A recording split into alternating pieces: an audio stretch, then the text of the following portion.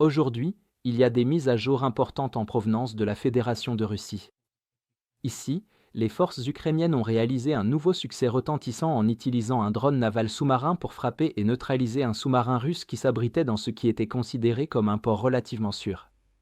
En contournant des défenses en couche avec une facilité apparente, cette nouvelle capacité ukrainienne marque un tournant décisif qui s'apprête à bouleverser l'équilibre des forces en mer, ne laissant plus aucun espace sur à la flotte russe de la mer Noire. Dans cette vidéo, nous allons détailler comment l'Ukraine a mené une opération qui redéfinit la guerre navale moderne, car pour la première fois, une frappe de drone sous-marin a réussi à neutraliser un sous-marin hacké à l'intérieur d'une base fortement défendue.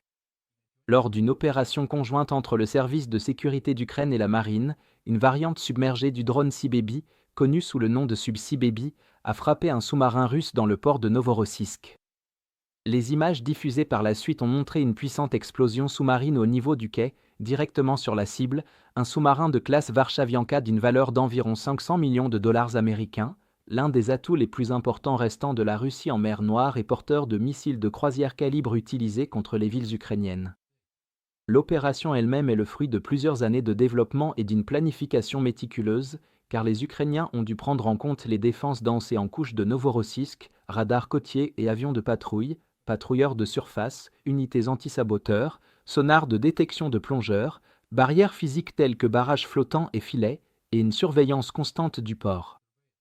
Plutôt que d'affronter ces défenses de front, alors que les Russes concentraient leur attention sur les menaces de drones navals de surface, le Sea Baby a exploité leurs angles morts.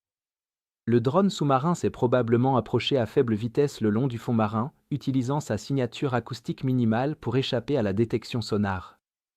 Se déplacer sous l'eau lui a permis de contourner complètement les barrières de surface et d'éviter les défenses aériennes conçues pour contrer les drones et les missiles. Il a fallu près d'une semaine pour atteindre le port, et l'approche finale en eau peu profonde a duré plusieurs heures, nécessitant une navigation précise dans les eaux confinées du port et une entrée soigneusement synchronisée pendant une période de faible activité de patrouille. Le drone s'est appuyé sur des points de passage préprogrammés et un guidage autonome pour manœuvrer à travers la géométrie complexe du port, tandis que le renseignement ukrainien semble avoir joué un rôle crucial, piratant les caméras du port pour surveiller en temps réel la position des navires. On ne sait pas encore si un guidage en temps réel était possible, mais le niveau de précision atteint indique une fusion d'autonomie, de préparation du renseignement et de patience opérationnelle à laquelle les défenses russes n'étaient pas préparées. Le porte-parole de la marine ukrainienne, Dmytro Pletanchuk, a souligné que Novorossiysk était considéré comme exceptionnellement sûr et que la Russie avait déplacé ses derniers navires précisément pour éviter les attaques.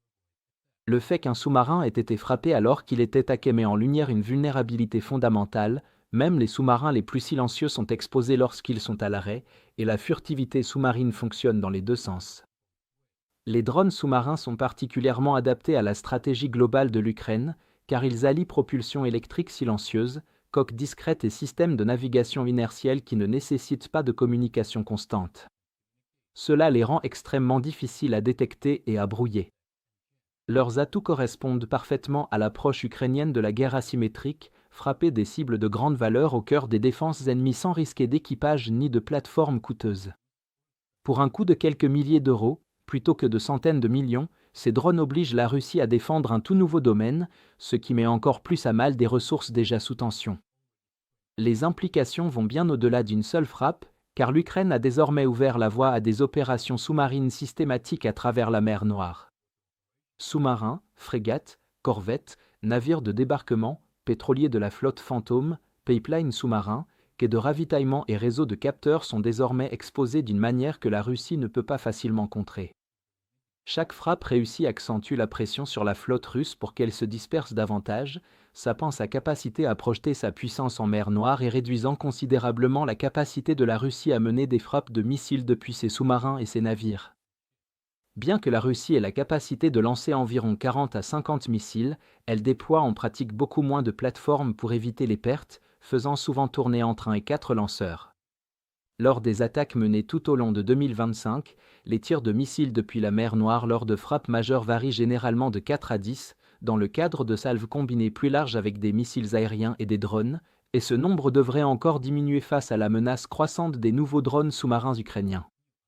Dans l'ensemble, la frappe de drones sous-marins de l'Ukraine marque un tournant décisif. Autrefois, La Russie sauvait les restes de sa flotte de la mer Noire en les déplaçant vers l'est, mais ce dernier développement a éliminé ce refuge.